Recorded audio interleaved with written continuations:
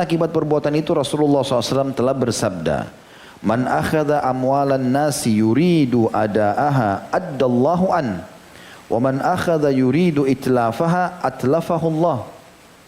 Barang siapa yang mengambil atau berhutang harta manusia dan ia ingin melunasinya, niscaya Allah akan melunaskan utangnya.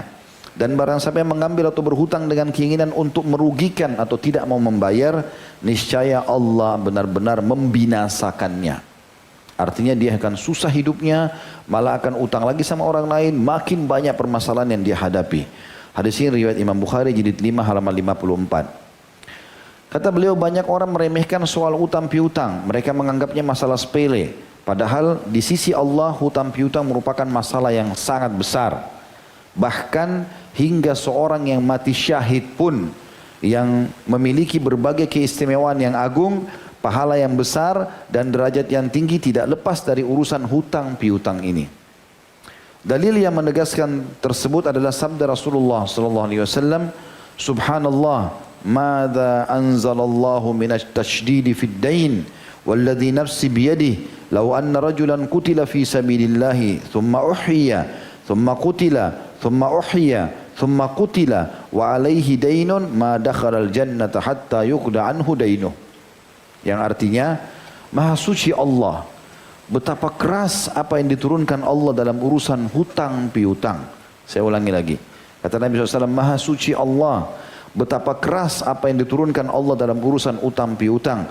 Demi zat yang jiwaku ada di tangannya, maksudnya demi Allah. Seandainya seseorang laki-laki terbunuh di jalan Allah, mati syahid, kemudian ia dihidupkan, lalu dibunuh lagi, kemudian dihidupkan, lalu dibunuh lagi, 3 kali mati syahid. Sedang ia memiliki utang, pasti dia tidak akan masuk surga sampai utangnya dibayarkan. Hadis ini riwayat An-Nasa'i dan disebutkan dalam Shahihul Jami' nomor 3594. Jadi orang mati syahid pun gak akan masuk surga. Padahal sudah pasti dijamin surga selama masih punya utang. Setelah mengetahui hal tersebut, kata beliau, masih tak pedulikah orang-orang yang menggampangkan urusan utang piutang ini? Orang yang teman-teman sekalian tidak mau membayar utang, sengaja menahan hak-haknya orang, ini bahaya sekali. Masuk dalam masalah ini adalah hadis yang berbunyi, matlul ghani zulm, hadis sahih. Penundaan pembayaran utang bagi orang yang mampu adalah kezaliman, dan itu dosa besar juga. Kalau dia punya kemampuan lalu dia sengaja utang, ya. Jadi ada 2 ancaman di sini, ancaman kena kepada orang yang mampu tapi sengaja tunda-tunda pembayaran, atau orang yang utang tapi memang niat dari awal tidak mau bayar. Dua-duanya kena ancaman-ancaman ini. Ya. Kalau orang sengaja menunda-nunda tidak mau bayar atau dari awal niat tidak mau bayar, maka dia berarti masuk dalam kategori memakan harta haram. Ya. Selain dia berbuat kezaliman, dia masuk memakan harta haram. Dan di situ Syekh Muhammad menekankan di bab setelahnya, beliau mengatakan, orang yang tidak takut kepada Allah tentu tak peduli dari mana ia mendapatkan harta dan bagaimana ia menggunakannya.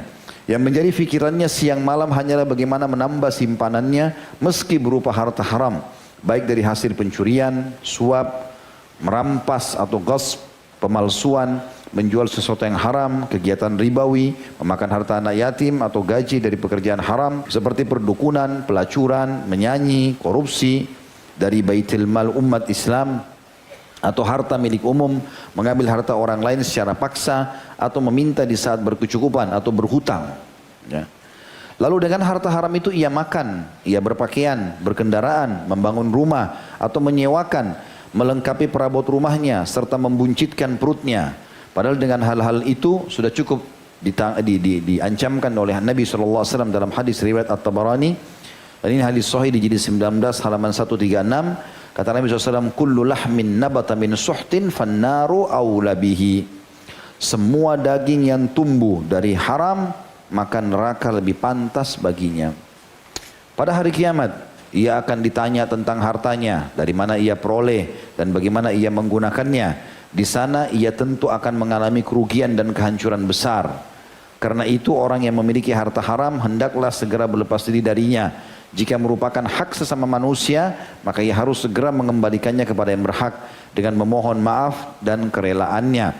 Sebelum datang suatu hari yang utang piutang tidak lagi dibayar dengan utang, tapi semuanya hanya bisa dengan pahala si pelaku atau dia terbebani dengan dosa orang yang terzalimi.